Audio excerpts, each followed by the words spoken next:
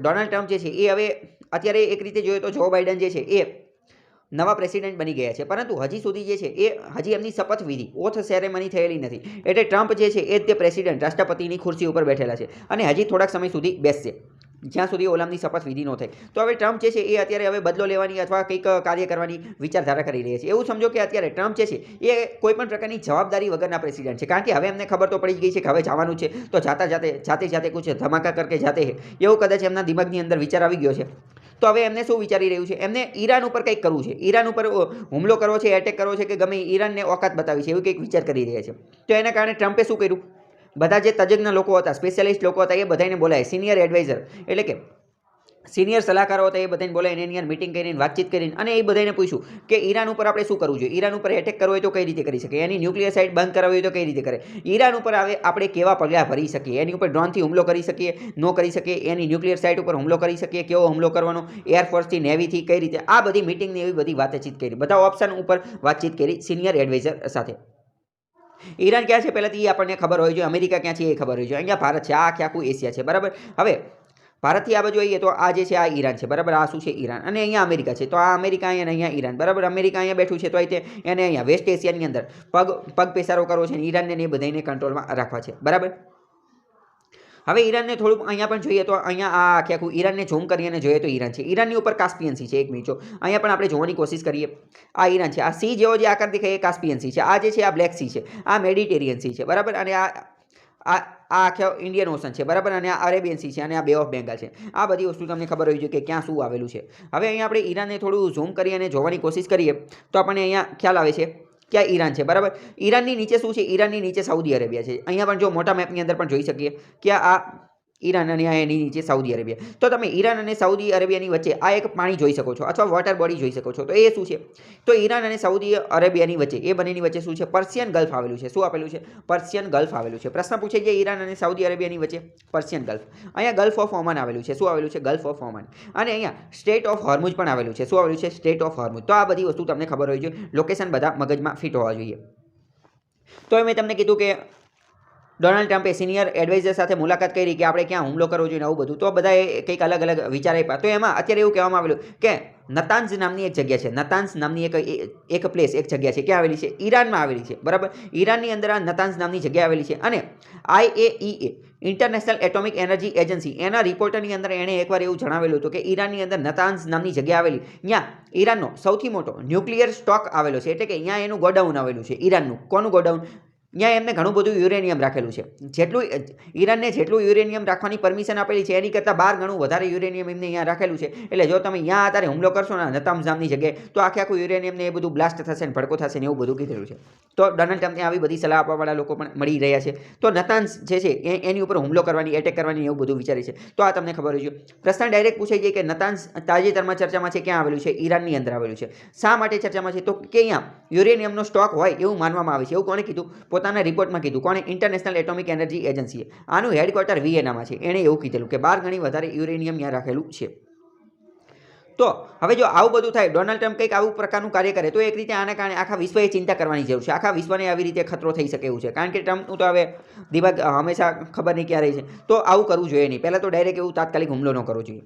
Dipper American conflict, આના કારણે અમેરિકાના વેસ્ટ એશિયાની અંદર વધારે પડતો ખતરો થઈ શકે છે, વધારે પડતા કોન્ફ્લિક્ટને એ બધું આવી શકે. આમે તે અમેરિકા અને ઈરાન વચ્ચે તો 36નો આંકડો છે, તે બંને વારંવાર લપ થાય છે. તો ઈરાન અને અમેરિકાના સંબંધો તો ખરાબ થશે જ, પરંતુ જો અમેરિકા આવું પગલું ભરશે તો આખા વિશ્વમાં ખતરો પેદા થશે અને આખા વેસ્ટ એશિયાની અંદર કોન્ફ્લિક્ટ ઊભા થઈ જશે. વેસ્ટ એશિયા શું છે એ તમને ખબર હોવી જોઈએ, બરાબર. આ આખું વેસ્ટ એશિયા છે, બરાબર. ઈરાકને, ઈરાનને, સાઉદી અરેબિયાને, ઓમાનને, યુએઈને, કતારને, બહરીનને, આ બધા દેશો જે છે એ વેસ્ટ એશિયાની અંદર આવે છે. તો આ બધી વસ્તુ પણ ખબર હોવી જોઈએ. પછી જો આના કારણે શું થશે, તો તહેરાન એટલે કે ઈરાન સાથેના અમેરિકાના સંબંધો જે છે એની અંદર પોઈઝન રેડાઈ જશે. પોઈઝન એટલે કે ઝેર રેડાઈ જશે, વધારે કડવા સંબંધો બની જશે. IAEA દ્વારા કન્ક્લુડેડ રિપોર્ટ આપવામાં આવેલો હતો કે ઈરાનના હેડ સ્ટોક પાઇલ એટલે કે ઈરાન પાસે સ્ટોક છે 2442 કિલોગ્રામનો યુરેનિયમનો સ્ટોક છે, તો એ બધો એને નાશ કરવો જોઈએ. એને આની પહેલાં પણ આપણે વાત કરેલી છે કે અમેરિકા જે છે એ ઈરાન સાથેની જે ન્યુક્લિયર ડીલ હતી એમાંથી બહાર નીકળી ગયું છે. ડોનાલ્ડ ટ્રમ્પની એક જ પોલિસી છે. કઈ પોલિસી? તો કે સૌથી વધુ મેક્સિમમ પ્રેશર ઈરાન ઉપર વધુને વધુ પ્રેશર બનાવો, એની ઉપર વધુને વધુ ઇકોનોમિક સેન્ક્શન, આર્થિક પ્રતિબંધો મૂકો, એની ઇકોનોમીને ક્રમ્બલ કરી નાખો, એને એકલું પાડી દો. આ એની મેક્સિમમ પ્રેશરની ટેક્ટિક છે. જ્યારે એની પહેલાંની વાત કરીએ, એની પહેલાં કોણ હતું? એની પહેલાં હતા ડેમોક્રેટિકના ઓબામાની શું સ્ટ્રેટેજી હતી કે એની સાથે થોડીક વાતચીતથી અને થોડી ઘણી સુખ સુવિધા અને એવું બધું આપી અને એની સાથે વાતચીત કરવાની, બરાબર. થોડોક એમનો પણ લાભ કરવાનો, ઇકોનોમિક સેન્ક્શન એ બધું દૂર કરવાનું, એમની ઇકોનોમીને એને ગ્રો કરવાની, એવી બધી વાત હતી, બરાબર. બંનેના વિચારો જે છે એ અલગ અલગ હોય છે. ડોનાલ્ડ ટ્રમ્પ એબેન્ડનનો મતલબ શું થાય? એબેન્ડનનો મતલબ થાય ત્યાગ કરવો, ત્યજી દેવું, ત્યાગ કરી દેવું. તો ડોનાલ્ડ ટ્રમ્પે ત્યાગ કરી દીધો છે, એબેન્ડન કરી દીધું છે, ત્યજી દીધું છે. કોને? ન્યુક્લિયર ડીલને. જે ઈરાન સાથે થયેલી હતી એ ન્યુક્લિયર ડીલનો ત્યાગ કરી દીધો છે. The policy of strategic questions. અહીંયા વાત કરીએ તો ઈરાન એક અતિ મહત્વની જગ્યાએ આવેલું છે. એટલી મહત્વની જગ્યાએ કે એ એશિયા અને યુરોપને કનેક્ટ કરવાનું કાર્ય કરે છે. અહીંયા વોટર બોડી પણ આવેલી છે. અહીંયાથી ઘણું બધું ક્રૂડ ઓઇલ, ખનિજ તેલનું પણ વહન થાય છે. મેં તમને કીધું સ્ટેટ ઓફ હોર્મુઝ, એને પણ એ કંટ્રોલ કરી શકે છે. મતલબ કે આ ખૂબ મહત્વની સ્ટ્રેટેજિક પોઝિશન ઉપર આવેલું છે અને એટલે અહીંયા પેશન્સ, ધૈર્ય રાખવું પણ ખૂબ જ જરૂરી છે. હવે આ આખો મુદ્દો જે છે એ ચર્ચામાં શા માટે હોય છે, વારંવાર લપને એ બધું શા માટે ચાલતું હોય છે, એની વાત કરીએ તો જૂન 2019ની અંદર ઈરાનની ફોર્સ હતી, એટલે કે ઈરાનના આર્મીને, ઈરાનની જે ફોર્સ હતી એના દ્વારા સ્ટેટ ઓફ હોર્મુઝની અંદર અમેરિકાનું એક મિલિટરી ડ્રોન હતું, મિલિટરી ડ્રોન એને પાડી ફેંકવામાં આવેલું. એટલે કે એ ડ્રોન હતું એને ઉડાડી દીધું, બરાબર. એની ઉપર હુમલો કર્યો. કોણે? ઈરાનની ફોર્સે. મિલિટરી ડ્રોનનો મતલબ શું એ ખબર હોય છે કે હવામાં ઉડતી એક વસ્તુ હોય, બરાબર, જે સર્વેલન્સ, અવલોકન કરવા માટે ઉપયોગ થતું હોય. તો એને ઉડાડી દીધું. કઈ જગ્યાએ? સ્ટેટ ઓફ હોર્મુઝની અંદર. સ્ટેટ ઓફ હોર્મુઝ ક્યાં? આપણે પહેલાં જ જોઈ લીધું, બરાબર. પછી જાન્યુઆરી 2020ની અંદર અમેરિકાને મજા ન હોય, તો અમેરિકાને ન મજા આવી એટલે અમેરિકાએ ઈરાનનો ટોપ જનરલ હતો, મિલિટરી જનરલ હતો, કોણ? કાસિમ સુલેમાની, એની હત્યા કરી નાખી, એને મારી નાખ્યો. કઈ જગ્યાએ? એને માર્યો પાછો ઈરાકની અંદર. એ હતો ઈરાનનો, પરંતુ માર્યો ક્યાં? ઈરાકની અંદર. કોણ? કાસિમ સુલેમાની. આ એક રીતે ટોપ જનરલ હતો. તો પછી આના કારણે પણ ઈરાનને મજા ન હોય અને પછી આ બધી લેપને એવું બધું ચાલતું રહેતું હતું. કાસિમ સુલેમાની જે છે એ એક રીતે જોઈએ તો ઈરાનના ઇસ્લામિક રિવોલ્યુશનરી ગાર્ડ જે છે એનો મેઇન વ્યક્તિ હતો, એનો વડો હતો, બરાબર. હવે ઇસ્લામિક રિવોલ્યુશનરી ગાર્ડ જે છે એ ત્યાંની એક સંસ્થા છે, ત્યાંની એક આર્મી છે. તમે સમજો કે ભારતની અંદર કેમ અલગ અલગ આર્મી છે કે BSF, border security force, ITBP, પછી પેરામિલિટરી, આ બધી અલગ અલગ આર્મી છે. તો એવી રીતે ઈરાનની અંદર પણ આવા અલગ અલગ ગ્રુપ હોય. એમાંનું એક ગ્રુપ છે ઇસ્લામિક રિવોલ્યુશનરી ગાર્ડ. એનો જે મેઇન વ્યક્તિ હતો એને હત્યા કરી નાખી. કોણે? અમેરિકાએ. તો પછી એના કારણે ઈરાનના લોકો જે છે એને ગુસ્સો આવવાનો છે, ઈરાનની સરકારને પણ ગુસ્સો આવવાનો છે. પરંતુ અહીંયા એક વાત એ પણ તમારે સમજવાની છે કે અમેરિકાએ ઈરાનનું જે આ ગ્રુપ હતું ઇસ્લામિક રિવોલ્યુશનરી ગાર્ડ, એના જે મેઇન વ્યક્તિને મારવાની કોશિશ કરેલી. અમેરિકાએ ઓલરેડી આ ઇસ્લામિક રિવોલ્યુશનરી ગાર્ડ એને આતંકવાદી, ટેરરિસ્ટનો ટેગ આપેલો છે, એ પણ તમને ખબર હોવી જોઈએ.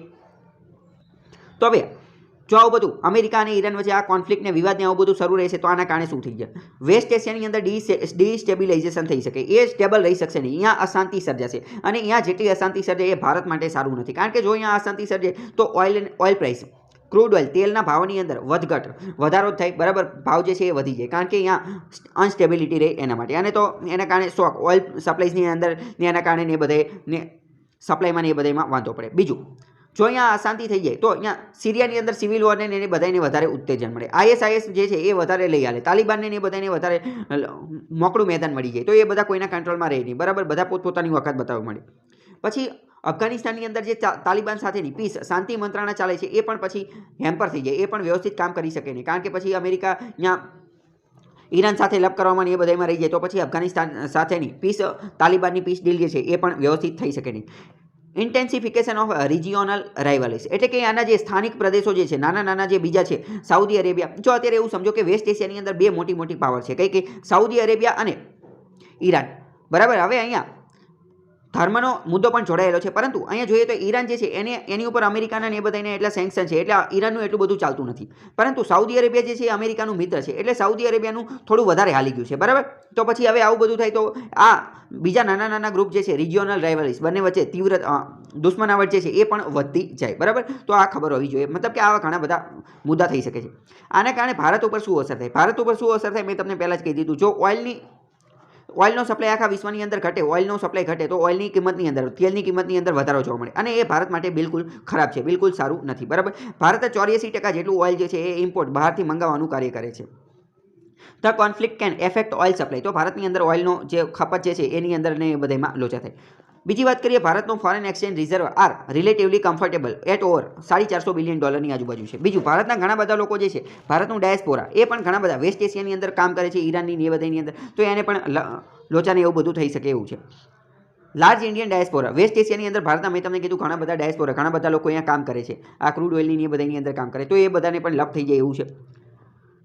બીજી વાત કરીએ strategic connectivity interest of India. મેં તમને કીધું કે ઈરાન જે છે અહીંયા આપણે ચા બહાર પોર્ટ પણ બનાવેલું છે, ચા બહાર બંદર પણ બનાવેલું છે. જો ઈરાન સાથે એ બધું વ્યવસ્થિત એ બધું ચાલે, ચા બહાર પોર્ટ ને એ બધું હરખું ચાલુ થઈ જાય, એની રેલવે લાઇન ને એ બધું ચાલુ થઈ જાય, તો આપણે કનેક્ટ થઈ શકીએ છીએ ઈરાનના માધ્યમથી અફઘાનિસ્તાન સાથે. અફઘાનિસ્તાન સાથે કનેક્ટ થઈ જઈએ તો પછી અહીંયાથી આપણે જઈ શકીએ છીએ સેન્ટ્રલ એશિયાની અંદર, મધ્ય એશિયાની અંદર પણ આપણે પહોંચી શકીએ છીએ. મતલબ કે આપણને સ્ટ્રેટેજિક કનેક્ટિવિટી પૂરી પાડવાનું કાર્ય પણ આ કરે છે. અને બીજું હવે તમારે એ પણ સમજવાનું છે કે ઈરાન જે છે અહીંયા શિયા પોપ્યુલેશન વધારે છે. મુસ્લિમની અંદર બે સંપ્રદાય છે, કયા કયા બે? તો કે શિયા અને સુન્ની. તો ઈરાનની અંદર શિયા વધારે છે, અને શિયા ઈરાન પછી સૌથી વધુ ક્યાં છે? એ વિશ્વની અંદર શિયા ઈરાન પછી સૌથી વધુ ભારતની અંદર છે. તો ભારતમાં એ એક મુદ્દો પણ જોડાયેલો છે. સાઉદી અરેબિયાની જે મુસ્લિમ લોકો જે છે એ સુન્ની છે, બરાબર? તો આ બધી વસ્તુ પણ તમને ખબર હોવી જોઈએ. હવે જો અહીંયા થોડી એક વાત કરીએ કે strategic connectivity interest of India. અહીંયા આપણે વાત કરેલી કે જો ભારતનું આ ચા બહાર પોર્ટ ને એ બધું વ્યવસ્થિત ચાલુ થઈ જાય તો સેન્ટ્રલ એશિયા સાથે પણ આપણે સારા એવા સંબંધોને એવું બધું બની શકે છે. સેન્ટ્રલ એશિયા જે છે એ ભારત માટે ખૂબ જ મહત્વનું છે. સેન્ટ્રલ એશિયા એટલે કે મધ્ય એશિયા. એના વિશેમાં મેં એક અલગ વિડીયો બનાવેલો છે, એ તમે જોઈ શકો છો કે ભારત અને મધ્ય એશિયાના સંબંધો. સેન્ટ્રલ એશિયાની અંદર બધા સ્થાનવાળા દેશો છે, કઝાકિસ્તાન, ઉઝબેકિસ્તાન, તુર્કમેનિસ્તાન, અફઘાનિસ્તાન, કિર્ગિસ્તાન.